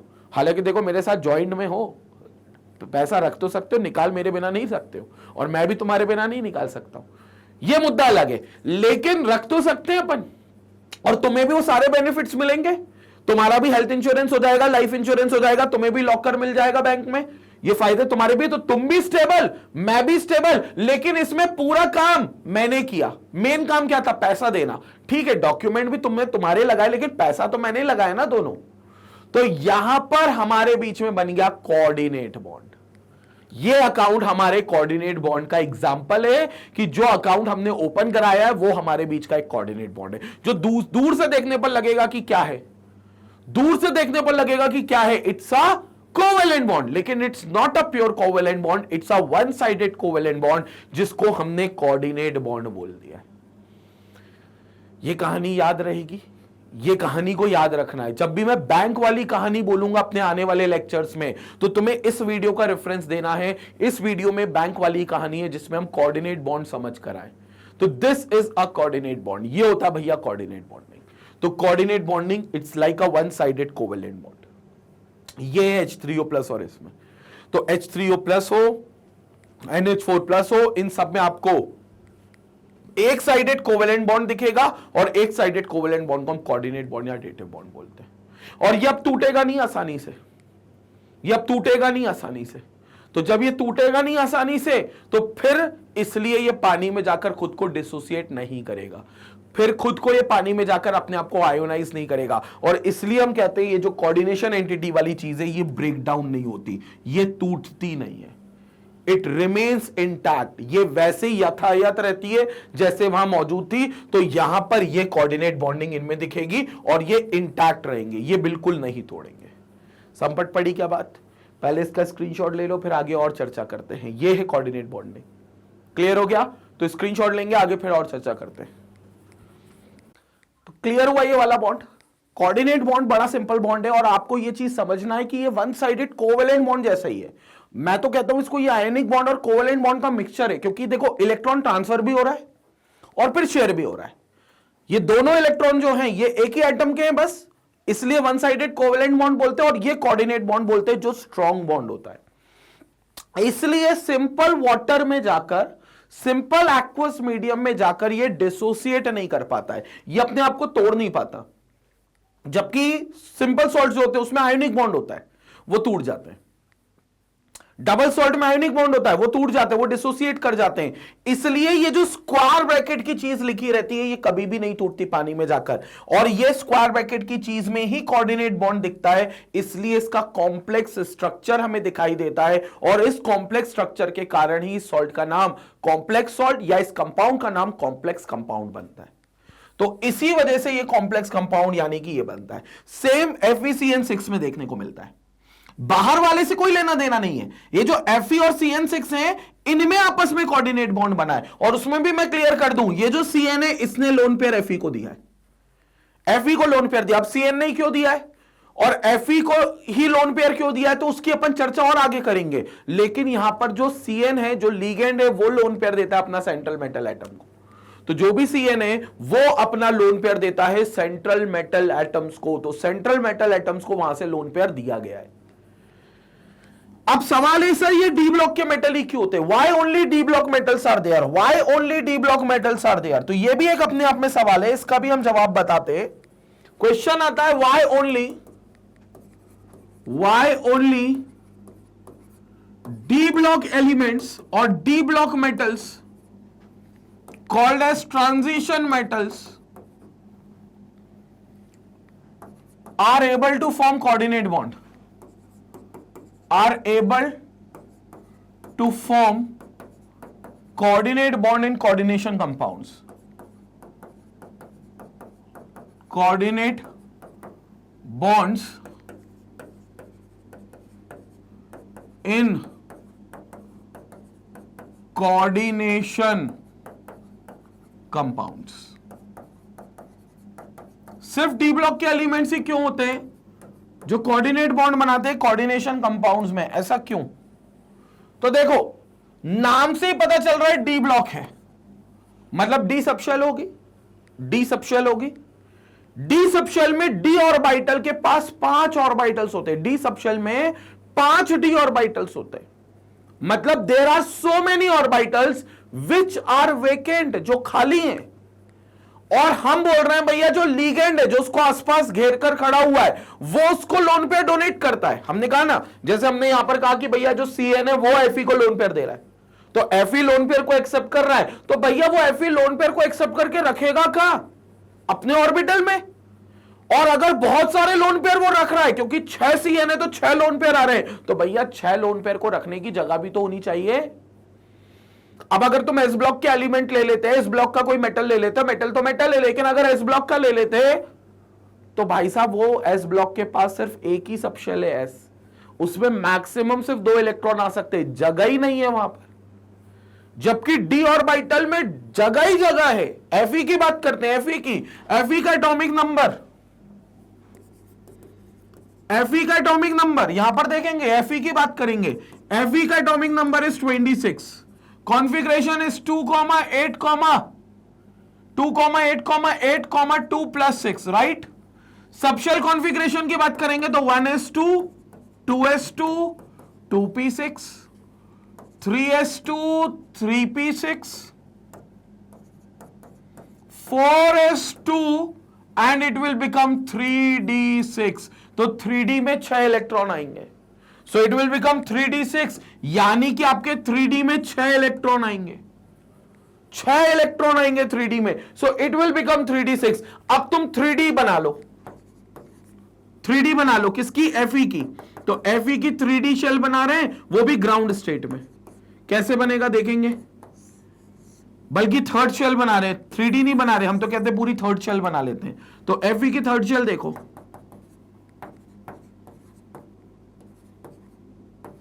वो भी किसमें? ग्राउंड स्टेट में। कैसा दिखेगी? ये आपका 3d हो गया, ये आपका 3d हो गया, जिसमें 5 सबशेल है, ठीक है। बल्कि और 3s 3p भी बना लेते हैं। तो सबसे पहले अपन 3s बना लेते हैं, ये आपका 3s हो गया, ये आपका 3p हो गया, और ये आपका देखो 3d हो गया, और ये आउटर मोस्ट शेल है 4s, ये 4s है, ठीक है। अब देखो 3d में कितने इलेक्ट्रॉन? 3s में 2, 1 2, 3p में 6, 1 2 3 4 5 6। 3d में भी 6, 6 कैसे, 1 2 3 4 5 और 6 हो गए 6। और 4s में 2 इलेक्ट्रॉन, तो 4s में ये 2 इलेक्ट्रॉन। अब आप देखोगे 3d में जगह खाली है। अगर ये पेयरिंग भी होती है, इलेक्ट्रॉन्स की पेयरिंग भी होती है, तो ये दो जोड़े बनेंगे, तब भी 2 ऑर्बिटल खाली है, नहीं तो अभी एक इलेक्ट्रॉन खाली है, एक इलेक्ट्रॉन और आ सकता है। तो ये पेयरिंग भी करेंगे अगर 3d6,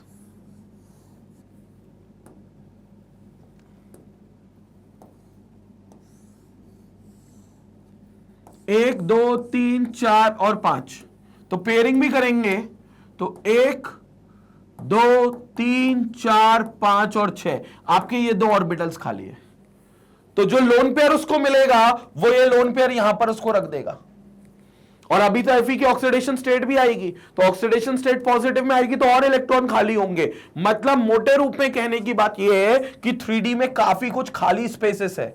ग्राउंड स्टेट पर है, एक्साइटेड स्टेट पर जब वो ऑक्सीडाइज स्टेट में पहुंचेगा तब और खाली जगह होंगी और इलेक्ट्रॉन निकल जाएंगे, क्योंकि मान लो Fe पर +4 का चार्ज है, तो 4 इलेक्ट्रॉन और निकल जाएंगे 3d से, और 3d से ही निकलेंगे तो वो 4 इलेक्ट्रॉन और निकल जाएंगे। और 4s के बाद, मतलब पहले 4s से निकलेंगे, फिर आपके 3d से इलेक्ट्रॉन निकल जाएंगे, तो अल्टीमेटली 3d में और जगह खाली हो जाएगी। तो जब जगह 3d में खाली हो जाएगी तो आप 3d में और इलेक्ट्रॉन्स को अक्यूमुलेट कर सकते हो, यानी कि जो लोन पेयर देने वाले डोनर्स हैं उनके इलेक्ट्रॉन आप यहां रख सकते हो। तो 3d में काफी जगह अवेलेबल है, एंड दैट्स द रीजन कि हम डी ब्लॉक के एलिमेंट्स को इसमें कोऑर्डिनेशन कंपाउंड्स में ज्यादा देखते हैं, ज्यादा देखने में ऑब्जर्व होते हैं, ज्यादा ऑब्जर्व होते हैं। रीजन मीन क्योंकि because of the vacant spaces in d orbitals. So the simple reason is because of the vacant spaces in d orbitals, because of vacant spaces in d orbitals, because of vacant spaces in d orbitals, these the lone pair of electrons can be accumulated in these orbitals. The lone pair donated by ligands, the lone pair of electrons donated by ligands, जो ligands donate करेंगे lone pair, can be accommodated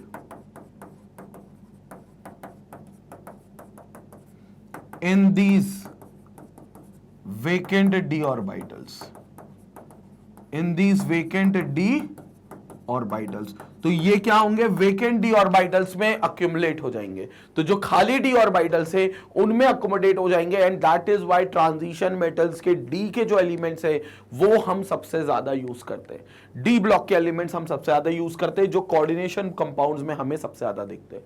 तो आप देखना, आपको निकल दिखेगा, iron दिखेगा, cobalt दिखेगा, कॉपर दिखेगा, आपको यही एलिमेंट्स, टाइटेनियम दिखेगा, वेनेडियम दिखेगा, आपको ये गोल्ड, सिल्वर, यही सारे एलिमेंट्स जो डी ब्लॉक के मेटल्स होते हैं, जो ट्रांजिशन मेटल्स होते हैं, वो सबसे ज्यादा दिखते हैं because of the vacant D orbitals present. तो इस वजह से आप कह सकते हो कि डी ऑर्बिटल्स कोऑर्डिनेशन कंपाउंड में बहुत अहम भूमिका निभाते हैं, और ये लोन पेयर एक्सेप्टर्स होते हैं, they are acting as lone pair acceptors. ये भी बात याद रखना कि जो डी ब्लॉक के एलिमेंट्स है they are lone pair acceptors, जो लिगेंड्स होते हैं वो लोन पेयर डोनर्स होते हैं, जो लोन पेयर डोनेट करते हैं। हालांकि ये बातें हम टर्मिनोलॉजी में बताएंगे कि लिगेंड क्या होता है, सेंट्रल मेटल एटम क्या होता है, ये सारी बात हम वहां पर करेंगे। बट यस, स्टार्टिंग कर दी है हमने कोऑर्डिनेशन कंपाउंड को समझना स्टार्ट कर दिया, शुरुआत कर दी है। So this is about the starting, और ये पूरा इसका यूज होता है। क्लियर हो गया? However, they are very much different from double salts. तो डबल सॉल्ट से बहुत अलग होंगे। तो in other words, in these compounds, the complex ion retain their identity in the solution which is different from their constituents. Other example of coordination compounds are cobalt NH3O6, देखो cobalt है और Cl3 बाहर है, तो देखो ये ion dissociate हो जाएगा। K2 PtCl4, देखो प्लेटिनम में डी ब्लॉक का एलिमेंट K2, ये आयन डिसोसिएट होगा, लेकिन PtCl6 जो स्क्वायर ब्रैकेट में लिखा है वो नहीं टूटेगा, पानी में जाकर वो डिसोसिएट नहीं होगा। ये जो स्क्वायर ब्रैकेट में लिखा है CONH3O6 स्क्वायर ब्रैकेट में, ये डिसोसिएट नहीं होगा। तो these complexes will not going to dissociate, ये complexes dissociate नहीं होंगे। Actually, complexes or coordination compounds are the result of an acceptance of lone pair electrons of ligands by the empty d orbitals of metal atom or ion. So metal atom और ion के जो empty orbitals हैं वो accept कर लेंगे, वो ligand से lone pair अपनी तरफ गेन कर लेंगे और इसी तरीके से कोऑर्डिनेट बॉन्ड बनेगा जो कि कोऑर्डिनेशन कंपाउंड्स में पाया जाएगा। और एक बार अगर वो एक्सेप्ट कर ली है तो वो पानी में जाकर वापस से अनडू या डिसोसिएट नहीं करेंगे, वहां पर वो बॉन्ड हमेशा इंटैक्ट रहेगा। तो एक्वस सॉल्यूशन में जाकर कोऑर्डिनेशन कंपाउंड्स अपनी आइडेंटिटी, बोले तो अपनी पहचान नहीं खोएंगे, बिल्कुल नहीं खोएंगे। क्लियर हो गया ये वाला पार्ट? इसका स्क्रीनशॉट ले लें, इससे पहले वाले का भी स्क्रीनशॉट ले लें। यहां पर अपन ने स्क्रीनशॉट नहीं लिया, स्क्रीनशॉट लेंगे यहां पर भी।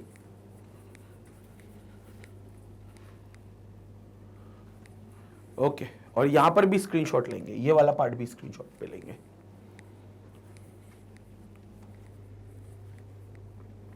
Okay, now there is a difference between double salt and complex salt. तो डबल सॉल्ट और कॉम्प्लेक्स सॉल्ट के बीच में डिफरेंस क्या क्या है, उस डिफरेंस को हम एक बार और देख लेते हैं टेबुलर फॉर्म में। They exist only in the solid state, in aqueous solution they dissociate completely into ions. Double salt solid state में एग्जिस्ट करेंगे, क्रिस्टलाइन फॉर्म में एग्जिस्ट करेंगे, लेकिन अगर आप इनको पानी में डाल दोगे या किसी भी सॉल्यूशन में डिसॉल्व कर दोगे तो ये अपने आयंस में टूट जाएंगे, अपनी आइडेंटिटी खो देंगे। एक बात। दूसरी बात, कॉम्प्लेक्स कंपाउंड की बात करें तो they exist in solid state as well as in aqueous solution. Complex compound intact रहेंगे चाहे वो सॉलिड स्टेट में हो या इवन वो सॉल्यूशन बनाने चले जाए, क्योंकि उनके जो कोऑर्डिनेशन एंटिटी है, जो स्क्वायर ब्रैकेट की चीज है, वो डिसोसिएट नहीं होगी, वो अपनी आइडेंटिटी नहीं खोएंगे। Because the complex ions does not dissociate into ions, देख चुके, it will not dissociate into ions. They usually contain two simple salts in equimolar proportions. इसमें जनरली आपको दो सॉल्ट्स मिलेंगे जो इक्विमोलर प्रोपोर्शंस में होंगे, मतलब दोनों की मोलारिटी सेम होगी, इक्विमोलर प्रोपोर्शंस में होंगे। जैसे हमने एलम में देखा है, हमने मोर सॉल्ट में देखा है, दो सॉल्ट्स होते हैं, इक्विमोलर रहते हैं। कॉम्प्लेक्स में the simple salts from which they are formed may or may not be in equimolar proportions. जिस सिंपल सॉल्ट से कॉम्प्लेक्स सॉल्ट बना है वो जरूरी नहीं है इक्विमोलर प्रोपोर्शन में हो भी सकता है, नहीं भी हो सकता है इक्विमोलर प्रोपोर्शन में। थर्ड डिफरेंस, डबल सॉल्ट में they are ionic compounds and do not contain any coordinate bond. ये प्योर आयनिक होते हैं और इनमें कोई भी कोऑर्डिनेट बॉन्ड नहीं होता, और आयनिक होने की वजह से ही ये अपने आप को आयंस में डिसोसिएट कर लेते तब किसी पानी या एक्वस मीडियम या किसी भी सॉल्वेंट में डाला जाए। जबकि दे may or may not be ionic but the complex part always contains coordinate bond. बाहर का जो आयन है, बाहर का आयन मतलब जहां से डिसोसिएट हो गया था, ये बाहर का जो आयन है जहां से डिसोसिएट हो गया था, इधर डिसोसिएट हुआ था, ये हमने इसको अलग अलग जगह डिसोसिएट किया था Fe के पार्ट पर, ये यहां पर हमने डिसोसिएट किया था, तो ये आयनिक हो सकता है। लेकिन जो कोऑर्डिनेशन एंटिटी है जहां पर स्क्वायर ब्रैकेट बना है प्रॉपर, वो आयोनिक नहीं होगा, वो प्योरली कोऑर्डिनेट बॉन्ड होगा, प्योर कोऑर्डिनेट। कोऑर्डिनेट मतलब वन साइडेड कोवेलेंट, ठीक है। तो स्क्वायर ब्रैकेट वाली चीज में प्योर कोऑर्डिनेट बॉन्ड आपको मिलेगा। So that is why they may or may not be ionic but the complex part मतलब वो स्क्वायर ब्रैकेट वाला पार्ट, वो जो कोऑर्डिनेशन बॉन्ड यहां बन रहा है ना, एक्चुअली जो कोऑर्डिनेशन एंटिटी है जो कभी भी टूटती नहीं है पानी में जाकर, स्क्वायर ब्रैकेट वाली चीज, वो हम 100% कोऑर्डिनेट बॉन्ड होगा, वो 100% कोऑर्डिनेट बॉन्ड होगा। स्क्रीनशॉट ले लें इसका एक बार। ओके, इसके बाद next point of difference, the metal ions shows there normal valency. ये अच्छी बात है, ये अच्छा पॉइंट है, देखना। डबल सॉल्ट में आपको एक वैलेंसी मिलेगी जो उसकी नॉर्मल वैलेंसी होगी, मतलब इसमें जो मेटल होंगे उनकी आप एक वैलेंसी कहोगे which is considered to be their normal valency, normal valency. Complex compound की बात करोगे तो the metal ion satisfy its two type of valencies, first will be primary and second will be secondary valency. Coordination compound में जो metal है, कौन सा metal है, डी ब्लॉक का मेटल है, जिसको हम ट्रांजिशन मेटल भी कहते हैं, उसकी दो वैलेंसीज यहां पर देखने को मिलेंगी जो दोनों सेटिस्फाइड होंगी। एक होगी प्राइमरी वैलेंसी, एक होगी सेकेंडरी वैलेंसी। अभी मन में रखना कि क्या होती है प्राइमरी, क्या होती है सेकेंडरी। अगला वीडियो जब हम वर्नर थ्योरी पढ़ेंगे, जो कि पहली थ्योरी है इस चैप्टर की, उसमें वर्नर साहब ने यह बात बताई थी कि हर मेटल के पास दो वैलेंसीज होती हैं, एक कहलाती है उसकी प्राइमरी वैलेंसी, एक कहलाती है उसकी सेकेंडरी वैलेंसी। क्या डिफरेंस है दोनों में, हम उस पर चर्चा करेंगे। लेकिन डबल सॉल्ट या सिंपल सॉल्ट में ऐसी कोई बात नहीं की गई है, डबल सॉल्ट या सिंपल सॉल्ट में ऐसी कोई बात नहीं की गई है, हर मेटल की सिर्फ एक वैलेंसी मानी गई है, जो भी उसके ऊपर चार्ज आएगा, ईदर बाय लूजिंग इलेक्ट्रॉन्स और bye gaining electrons, whatever the charge that will come on that metal will be considered as its only valency। लेकिन यहां दो वैलेंसीज है, प्राइमरी और सेकेंडरी। क्या है चर्चा करेंगे, बट कोऑर्डिनेशन कंपाउंड में दो वैलेंसीज है। Next, they lose their identity in the solution, ये अपने आइडेंटिटी खो देंगे क्योंकि कॉन्स्टिट्यूएंट आयंस में कन्वर्ट होंगे। They retain their identity in the solution, ये अपनी आइडेंटिटी नहीं खोएंगे क्योंकि सॉल्यूशन में कोऑर्डिनेशन एंटिटी को इंटैक्ट रखेंगे, उसको रिटेन रखेंगे और वो डिसोसिएट या आयोनाइज किसी भी सॉल्वेंट या किसी भी सॉल्यूशन में नहीं होंगे, इसलिए इनकी आइडेंटिटी रिटेन रहेगी, उनकी आइडेंटिटी खो जाएगी। Double salt, the properties of double salts are same as that of their constituent compounds.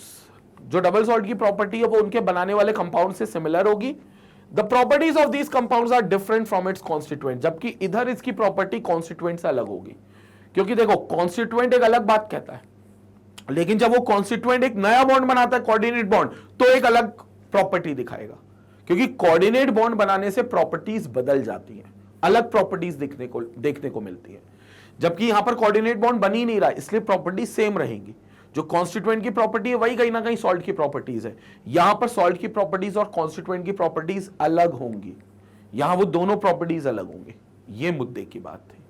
So this was the difference between double salt and complex salt. ये तीन डिफरेंसेस और हैं, स्क्रीनशॉट लें एक बार इसका। क्लियर हो गया? इसके पहले वाले पार्ट का भी स्क्रीनशॉट ले लिया, एक बार और देख लो, फिर भी एक बार और स्क्रीनशॉट ले लो इसका। ओके, क्लियर हो गया? तो ये था हमारा जो सेकेंड लेक्चर कहना चाहिए, जो कि डबल सॉल्ट और कॉम्प्लेक्स सॉल्ट के बारे में था मेनली, जिसमें हमें डिफरेंस बताना था और हमने इसमें सबसे इंपॉर्टेंट चीज कोऑर्डिनेट बॉन्ड को समझा है। इस सेशन में हमने ये देखा है कोऑर्डिनेट बॉन्ड एक्चुअली होता क्या है, कोऑर्डिनेट बॉन्ड कैसे हमें समझ में आता है, वो कोऑर्डिनेट बॉन्ड की हमने चर्चा करी है। साथ ही हमने ये भी जाना है कि कोऑर्डिनेशन कंपाउंड में स्क्वायर ब्रैकेट की चीज कभी क्यों नहीं खुलती मतलब पानी में जाकर क्यों डिसोसिएट नहीं होती, पानी में जाकर क्यों आयोनाइज नहीं होती। तीसरी बात ये जानिए कि उस कोऑर्डिनेशन एंटिटी में स्क्वायर ब्रैकेट वाली चीज में हमेशा मेटल ट्रांजिशन मेटल ही क्यों होता है, डी ब्लॉक का मेटल ही क्यों होता है, एस ब्लॉक का क्यों नहीं होता, इसकी भी हमने चर्चा करी। क्योंकि डी ऑर्बिटल में काफी कुछ स्पेस रहता है जहां पर इलेक्ट्रॉन्स एक्यूमुलेट हो जाते हैं। एस ऑर्बिटल छोटा ऑर्बिटल है, वहां पर इलेक्ट्रॉन नहीं आ सकते, इसलिए लिगेंड जो कि लोन पेयर डोनर होता है, वो मेटल जो कि हमारा लोन पेयर एक्सेप्टर होता है, उसको इलेक्ट्रॉन डोनेट करता है, जिसे हमारा मेटल अपने डी ऑर्बिटल में सजा के रखता है।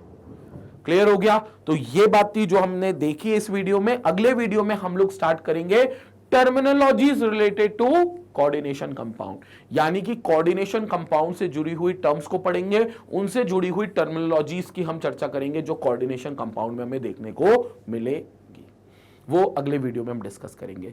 बाकी अगर आप YouTube पर कोई लेक्चर मिस आउट कर रहे हो, या आपको YouTube पर चूंकि क्या है बहुत सारा कंटेंट अवेलेबल है, बहुत सारे वीडियोस है, बहुत सारा डेटा अवेलेबल है, तो कई बार हम पजल्ड हो जाते हैं कि हमें समझ नहीं आता कहां से चैप्टर शुरू करें कहां खत्म करें।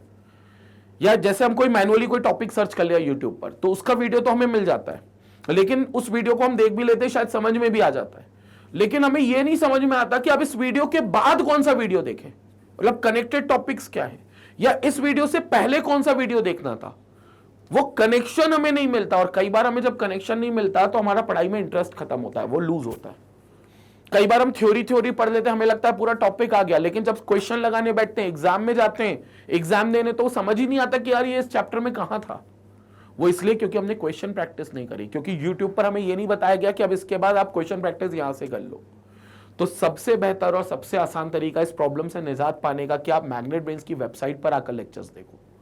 काम बहुत आसान है। वेबसाइट पर आओगे magnetbrains.com पर, यहां पर आपको पूरी कैटेगरी के एग्जाम्स होंगे। अगर आप 12th बोर्ड की तैयारी कर रहे हो तो सीबीएसई K-12 में क्लास 12 पर आओ, या फिर आप IIT JEE या नीट की तैयारी कर रहे हो तो आप रिस्पेक्टिव सेगमेंट्स में जाओ, वहां पर भी लेक्चर्स मिलेंगे आपको। जैसे K-12 में आओगे, क्लास 12 में आपको सभी फैकल्टीज के यहाँ लेक्चर मिलेंगे, मेरा भी लेक्चर यहाँ आपको दिखेगा, ये मेरा लेक्चर भी आपको यहाँ दिखेगा। आप जैसी वॉच नाउ पे क्लिक करोगे, तो वॉच नाउ पर जैसे ही क्लिक करोगे आपको यहाँ पर पूरे चैप्टर वाइज लिस्टिंग होगी, पहला चैप्टर ये, दूसरा ये, तीसरा ये, प्रॉपर सीक्वेंस में होगा। इतना ही नहीं, चैप्टर के साइड में एक प्लस का बटन है, जैसे ही आप क्लिक करोगे ड्रॉप डाउन लिस्ट ओपन होगी, सारे टॉपिक सीक्वेंस में होंगे, प्रॉपर सीक्वेंस में, कि पहले आपको ये पढ़ना है, फिर ये पढ़ना है, फिर ये पूरा सीक्वेंस होगा। और हर लेक्चर के आगे लेक्चर का ड्यूरेशन भी लिखा होगा, कि ये लेक्चर इतने मिनट इतने आवर का है, सो दैट आप टाइम टेबल से पढ़ सको। आप डिसाइड कर लो कि आज रात को आपको ये 2 चैप्टर निपटाने, ये 2 टॉपिक निपटाने, कल सुबह उठकर आप ये शीट लगाओगे, परसों आप ये टॉपिक लगाओगे, और शीट सब कुछ यहां मिलेगा, सब कुछ डाउनलोड होगा। प्रॉपर शीट्स भी यहां पर आपको नीचे दिख जाएंगी, जहां एनसीईआरटी के क्वेश्चन है, इन टेक्स्ट क्वेश्चन है, सबकी शीट आपको मिलेगी। और वीडियो बिल्कुल हाई क्वालिटी का स्ट्रीम होगा, जैसे आप यूट्यूब पर देखते हो वीडियोस, बिल्कुल बिना किसी रुकावट के। अगर आपका इंटरनेट कनेक्शन बढ़िया है तो बिना किसी रुकावट के यहां पर भी आपको वैसे ही हाई क्वालिटी वीडियो मिलेगा। और अब कई लोग सोच रहे होंगे सर वेबसाइट पर बुला रहे हैं तो कोई सब्सक्रिप्शन बाय करने को बोलेंगे, कोई पैकेज खरीदने को बोलेंगे, या कोई कूपन कोड देंगे जिससे डिस्काउंट मिलेगा। तो मैं बता दूं, ऐसा कोई फंडा मैग्नेट ब्रेन्स पर नहीं है।